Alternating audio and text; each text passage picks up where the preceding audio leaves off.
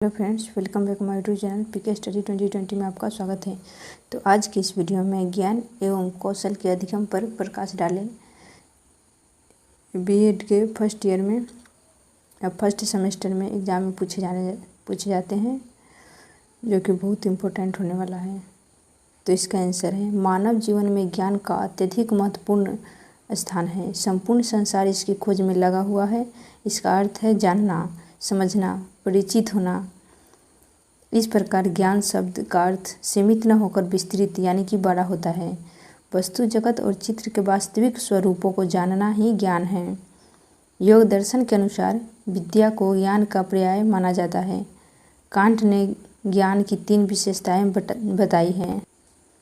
तो पहला विशेषता है सार्वभौमिकता, और दूसरा है आवश्यकता, और तीसरा है नवीनता।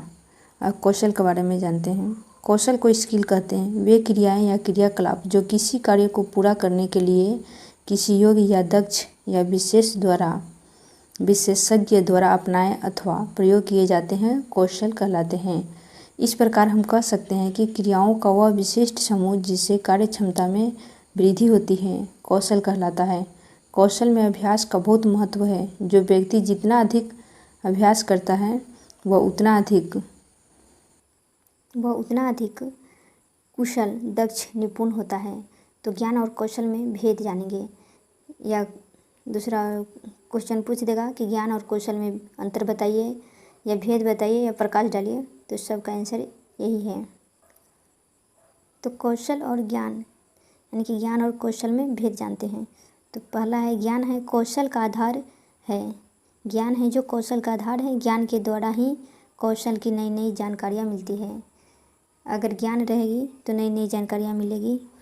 ज्ञान सीखकर आप पुनः बार बार नई नई जानकारियाँ ले सकती हैं।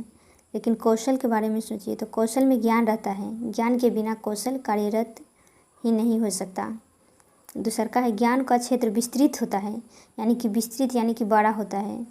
और कौशल का क्षेत्र अपेक्षाकृत सीमित होता है, यानी छोटा होता है। तीसरा टॉपिक है ज्ञान सीखा जा सकता है।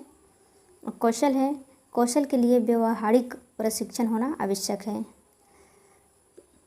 टॉपिक चौथा नंबर है ज्ञान को हस्तांतरित किया जा सकता है, अर्थात एक व्यक्ति के द्वारा दूसरे व्यक्ति को ज्ञान दिया जा सकता है, यानी कि अपने सीखकर दूसरे को ज्ञान दे सकते हैं। लेकिन कौशल के लिए हस्तांतरित नहीं किया जा सकता है। एक ही बार में सीख सकते हैं, फिर दूसरा बार सिखाया ही जाता है। और 5वां नंबर है ज्ञान के माध्यम से व्यक्ति उच्च शिक्षा प्राप्त कर सकता है।